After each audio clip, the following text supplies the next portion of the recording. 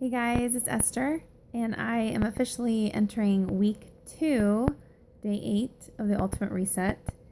And today I went to the grocery store. I went to Whole Foods with my son to get groceries that I needed for week 2. And this week is all about fruit, which is fabulous because I love fruit, and you get to eat it every single day in the morning. A big giant bowl of it, and I mean big. And it's awesome because you can switch it up. Berries, blueberries, raspberries, strawberries, peaches, apples, kiwi. There's so many different types of fruits. Honeydew melon, which I love. And so I loaded up on the fruits and veggies today, and actually ate my breakfast. I planned it. So I dropped my oldest son off at school, and we went to Whole Foods and kind of splurged a little bit and got their buffet. I don't know if you call it a buffet, but their organic cut up fruit that they had, and made myself my own fruit bowl. So that was a nice treat this morning. And it felt good actually to be able to go out somewhere and buy food that was already prepped and cut up, and not feel guilty at all as if I was eating out. So that was cool. Really enjoyed that. And then let's see, for lunch I had a salad with the creamy garlic dressing again, and added a little bit of avocado to it. Peppers, jicama, tomato. I didn't have enough toasted pumpkin seeds, so I just substituted and put walnuts in instead. You can use walnuts, almonds. There's different nuts that you can use if you don't have certain things or you don't like them. There are substitutions on the Ultimate Reset, so that's a plus. And then a cucumber. I think that's what else. And then I buy like the packaged mixed greens. Honestly, there's so much that you're prepping and going into your week that when you buy like the washed organic mixed greens, spring mix, I think is what they call it, lettuce, it really just kind of saves you time. And it's great because you can just throw that in your bowl. And then if you prep your other vegetables and stuff, through the week, then you can just throw a salad together. So it doesn't take me that long. It takes me a little over 5 minutes to kind of whip up a salad. Didn't have my shake today. Part of that was time, and yesterday I kind of felt really full. I mean, there's so much that you can eat. I mean, honestly, sometimes I'm looking at my recipe and I'm double checking the amounts. And especially when you make there's like a black beans and rice recipe, and then in week 2 there's like a pinto beans and rice, which is similar. But it's a huge portion, and it's crazy to think, like, sometimes I'm second guessing, like, did I make this wrong? Is this really 2 servings?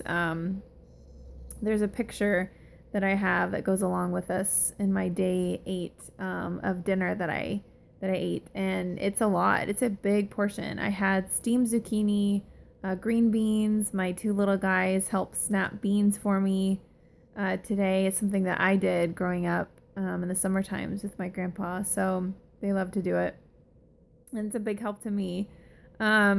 And then I had the pinto beans and rice, and it's huge. I mean, it filled the big plate. So you definitely, guys, do not starve on this at all. And that's just what kills me when people do detoxes and they go on juice cleanses and they deprive themselves, and I'm not bashing juice at all. I think juice is great, to do. I'm not a big advocate of juice cleanses, but I think people who juice, I think there's a lot of benefits of juicing. I don't think that juicing should replace eating fruit at all. Just like the concept of Shakeology that has superfoods and vitamins and minerals and all kinds of nutrients. That's not supposed to take the place of eating fruits and vegetables either. It's supposed to be in addition to it. So I think juicing should be in addition to eating fruits as well, because you definitely are missing out on a lot of nutrients when you're just juicing and you're not eating the skin and things like that. So when I go grocery shopping, for example, today at Whole Foods, I do follow the Dirty Dozen list for fruits and vegetables and the clean 15.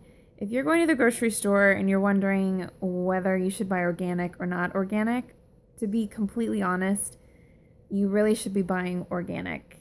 But to save on costs, to save on money, there is a list called the Dirty Dozen. If you Google it in the Clean 15, that lists fruits and vegetables that are the cleanest. So if you want to buy them conventional and save some money, they're going to have less pesticides on them and going to be a little bit cleaner for you to eat.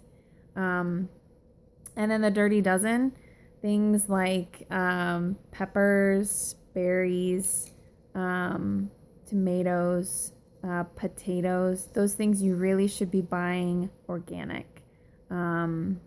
Those are like the dirtiest, where they have to spray a lot of pesticides on them to make them look all wonderful. How a lot of companies and farmers, it's funny because when you look at organic versus conventional at a store, I mean, there's a clear difference for a lot of fruits and vegetables out there.